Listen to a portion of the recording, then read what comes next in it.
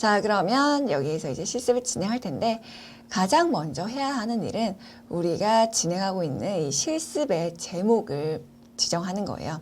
그래서 여기 이 부분 삭제해서 자, 우리가 오늘 하려고 하는 건 리그레이션, 월마트,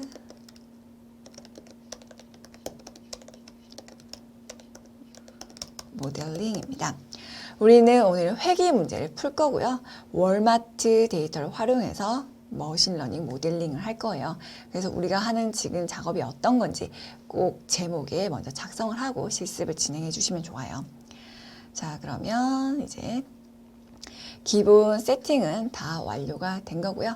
여기까지 다 해주셨으면 이제 데이터를 하나씩 올려서 실습을 진행해 보도록 하겠습니다. 자, 여기까지 다 로그인하고 데이터 업로드까지 해주셨으면 이 캔버스 위에 데이터를 가져와 보도록 하겠습니다. 자, 우리가 업로드해준 데이터는 여기 모듈 카테고리 중에서 첫 번째 있는 Saved 데이터셋 여기에 들어가 있고요. 이 부분을 열어보면 My 데이터셋이 있습니다. My 데이터셋을 열어보면 자, 우리가 업로드했던 피처, 스토어, 그리고 트레인, CSV 파일이 잘 들어가 있죠. 이 중에서 일단 feature.csv 파일을 가지고 나오도록 하겠습니다. 자, 여기 위에 마우스를 올려둔 상태에서 드래그를 하면 이렇게 모듈이 캔버스로 따라오게 됩니다.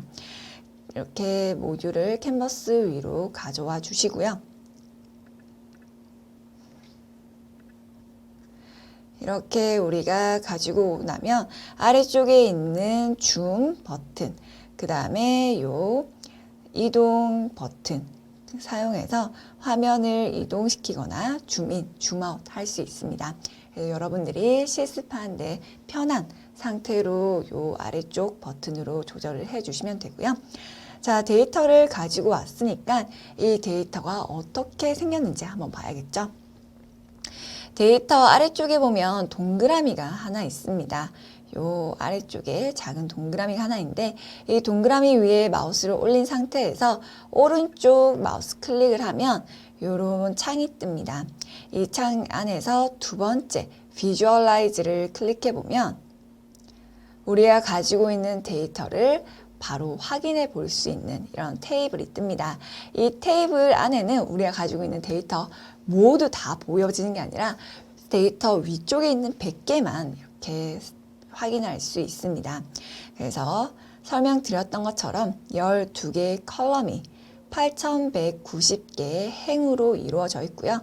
데이터를 살펴보면 자, 스토어, 그 다음에 날짜는 일주일 간격으로 지금 들어가 있습니다. 그 다음에 그날의 온도, 그 다음에 연료비, 그리고 마크다운 1, 2, 3, 4, 5라고 해서 각 매장에서 실시했던 이벤트, 프로모션에 관련된 내용이 들어가 있습니다. 그 다음에 CPI는 소비자 물가지수, 그 다음에 실업률, 마지막으로 휴일이었는지 아닌지 여부가 들어가 있죠. 자, 이렇게 데이터가 들어가 있으면 우리는 각각의 컬럼을 선택했을 때 오른쪽에서 바로 분석된 값을 확인할 수 있습니다. 지점, 스토어열을 선택했을 때 여기 스태틱스 통계값을 보면 최소값이 1, 최대값이 45라는 걸 확인할 수 있습니다. 지점이 1번 지점부터 45번 지점까지 총 45개의 지점이 있다는 걸 여기에서도 확인할 수 있는 거죠. 그리고 날짜, 그 다음에 온도도 확인할 수 있는데요. 온도는 최소가 -7, 최대가 101이네요. 이 온도는 화씨로 표현이 되고 있습니다. 그 다음에 연료비는 평균 $3 정도 하는 것 같아요. 그 다음에 마크다운 값들이 있는데 지금 다 NA라고 적혀져 있는 값들이 많이 눈에 보입니다. 이 NA는 우리가 보통 널 값이라고 이야기를 해요. 비어있는 값을 의미하는 거죠. 그렇기 때문에 이런 널 값들은 우리가 학습하는데 중요한 정보들을 많이 얻을 수 없어서 이 널 값으로 많이 표현되어 있는 마크다운 데이터들은 우리가 학습할 때 사용하지 않도록 하겠습니다. 이 마크다운 1, 2, 3, 4, 5는 데이터를 사용하지 않기 위해서 제외시켜주는 작업을 진행을 하겠습니다. 그 다음에 CPI와 unemployment는 아무래도 다 판매량에 영향을 미치겠죠. 우리가 사용을 할 거고요. 그 다음에 마지막 is holiday도 영향을 주겠죠. 하지만 이 is holiday는 우리가 가지고 있는 다른 파일, train.csv 파일에도 똑같이 들어가 있기 때문에 두 개 다 사용할 필요는 없어서 여기에서 제외시켜 주도록 하겠습니다. 그러면 이제 비주얼라이즈 창을 닫아 주시고요. 자, 우리가 첫 번째로 해야 하는 작업은 먼저 다른 트레인 데이터와 합치기 전에 이 feature.csv 파일에서 우리가 모델링에 진짜 사용할 데이터와 그렇지 않은 데이터를 구분해 주는 작업을 해야 됩니다. 그 작업을 하기 위해서 새로운 모듈을 가지고 나와 볼게요. 새로운 모듈을 찾기 위해서 모듈 카테고리를 봐주시고요. 여기에서 데이터 트랜스포메이션이라고 하는 큰 분류가 있습니다.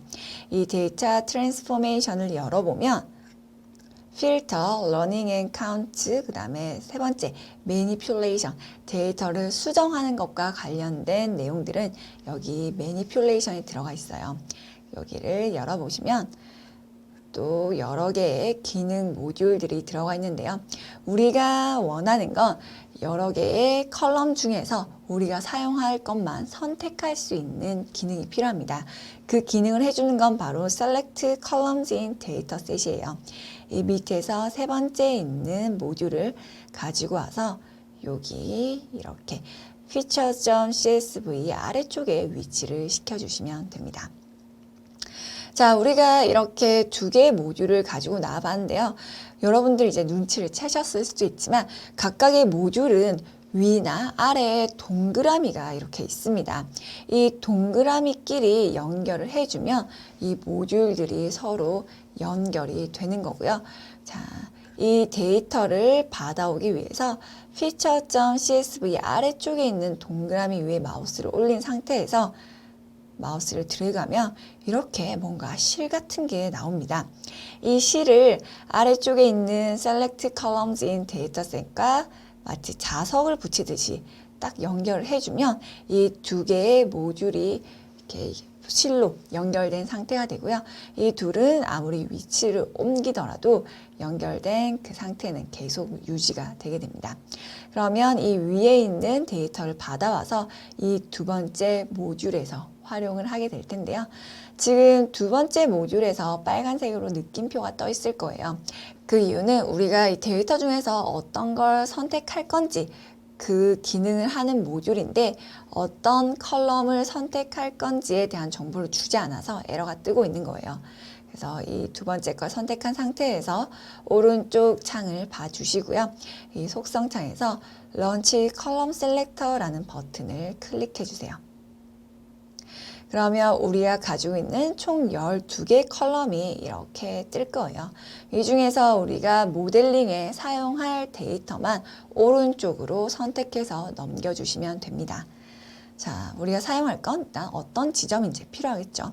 그리고 날짜도 필요합니다. 그리고 온도와 연료비, 소비자 물가지수, 그리고 실업률도 판매량에 영향을 미치겠죠. 그래서 이렇게 6개만 선택을 해서 오른쪽으로 넘겨주도록 하겠습니다. 자, 우리가 원래 가지고 있던 데이터는 총 12개의 컬럼이 있었지만 그 중에서 마크다운 1, 2, 3, 4, 5와 is holiday는 사용하지 않을 거예요. is holiday는 완전히 사용하지 않는 게 아니라 train.csv 파일에 똑같은 내용이 들어가 있기 때문에 여기에서 제외를 해주는 거예요. 그래서 우리가 사용할 6개만 오른쪽에 있는지 확인을 해주시고 Store, Date, Temperature, Fair Price, CPI, Unemployment 요게 다 있구나 확인하신 분은 아래쪽에 있는 체크 버튼 클릭해 주시면 되겠습니다. 자, 그러면 이제 우리가 사용할 컬럼들이 선택이 된 거고요. 그러고 나면 이제 우리가 가지고 있는 두 번째 파일, train.csv 파일과 이 선택된 파일들을 합치는 작업들을 진행하도록 하겠습니다. 자, 우리가 가지고 있는 my dataset 안에서 train.csv 파일을 가지고 와주세요. 이렇게 화면을 조금 이동을 시키겠습니다. 이렇게 위치를 시켜주시고 이 두 개의 파일을 합치기 위한 기능 모듈을 또 가지고 와야겠죠. 두 개의 데이터를 합쳐주는 모듈은 데이터 매니퓰레이션 안에 있는 조인 데이터입니다. 말 그대로 데이터를 합치는 작업이죠. 조인 데이터 모듈을 가지고 나와주세요. 조인 데이터는 다른 모듈과 다르게 위쪽에 동그라미가 두 개가 있습니다. 어떤 데이터, 어떤 파일을 두 개 합칠 거냐, 그 두 개를 다 받아와야 되기 때문에 위쪽에 동그라미가 두 개 있는 거예요. 그래서 앞쪽에 있는 왼쪽 동그라미는 이렇게 select columns in dataset과 연결을 해줄 거고요. 그 다음에 나머지 오른쪽 동그라미는 train.csv와 이렇게 연결을 해주도록 하겠습니다. 각각 별도로 존재했던 두 개의 파일을 합쳐주기 위해서 조인 데이터로 연결을 해줬고요. 이 조인 데이터를 선택한 상태에서 오른쪽 속성 창을 보도록 하겠습니다. 그러면 우리가 두 개의 파일을 선택해서 합쳐줘 라고 하면 자동으로 다 합쳐주는 게 아니라 각각 데이터의 키 값이 무엇인지 그걸 지정을 해줘야지만 실제로 작업이 구현이 됩니다. 그러면 일단 우리가 가지고 있는 왼쪽 데이터, 그 다음에 오른쪽 데이터 각각에서 키 값을 알려줘야겠죠. 그러면 먼저 왼쪽 데이터에서부터 키 값을 알려줄게요. 런치 컬럼 셀렉터를 클릭해 주시고요. 자, 우리가 컬럼의 이름으로 어떤 컬럼을 기준으로 데이터를 합쳐줄 건지 알려줘야 되는데요. 일단 스토어라는 컬럼이 필요하겠죠. 그 다음에 데이트, 지정과 날짜를 기준으로 두 개의 데이터를 합쳐줄 거예요. 그래서 스토어와 데이트 두 개를 선택한 상태에서 체크해 주시고요. 그 다음에 오른쪽 파일에서도 똑같은 키 값을 선택을 해줘야 됩니다. 런치 컬럼 셀렉터를 열어주시고요. 여기에서도 똑같이 스토어 그리고 데이트 디파트먼트가 아니라 데이트이기 때문에 첫 번째 있는 것과 세 번째 있는 걸 선택을 해서 오른쪽으로 넘겨주시면 됩니다. 그런 다음에 하단에 체크 해주시면 왼쪽 테이블에서 스토어와 데이트, 오른쪽 테이블에서 스토어와 데이트 선택이 된 걸 확인할 수 있습니다. 이렇게 우리가 두 개의 파일을 합치고 싶을 때는 똑같은 키 값을 가지고 있는 경우에 가능하고요. 밑에 옵션 값이 있습니다. 매치 케이스라고 하는 것은 우리가 키 값을 비교를 할 텐데 그때 대소문자를 구별하겠냐, 대소문자까지 완전히 똑같은 것만 키 값으로 인식을 하겠느냐 아니냐 라는 걸 의미하는 게 바로 매치 케이스입니다. 우리는 대소문자가 이미 완전히 동일하기 때문에 매치 케이스를 체크를 하거나 안 하거나 큰 상관은 없습니다. 그리고 조인 타입은 이너 조인을 그대로 선택을 해 주시면 돼요. 이너 조인이라고 선택을 해야지만 스토어와 데이트 두 개를 키 값으로 맞춰서 데이터가 합쳐집니다. 그리고 맨 아래쪽에 Keep Light Key Columns in Joined Table 이라는 게 파란색으로 체크가 되어 있을 거예요. 요건 반드시 체크 해제를 해 주셔야 됩니다. 이게 무엇을 의미하냐면 지금 왼쪽 테이블에도 스토어와 데이트 값이 있고 오른쪽 테이블에도 스토어와 데이트가 있습니다. 그런데 이 데이터를 두 개를 합치다 보면 스토어와 데이트가 각각 두 개씩 존재하게 되겠죠. 네, 똑같은 값이기 때문에 그렇게 두 개씩 존재할 이유가 없습니다. 그래서 오른쪽에서 합쳐지는 키 값들은 포함하지 않겠다. 그걸 의미하기 위해서 체크를 해제해 주시면 됩니다.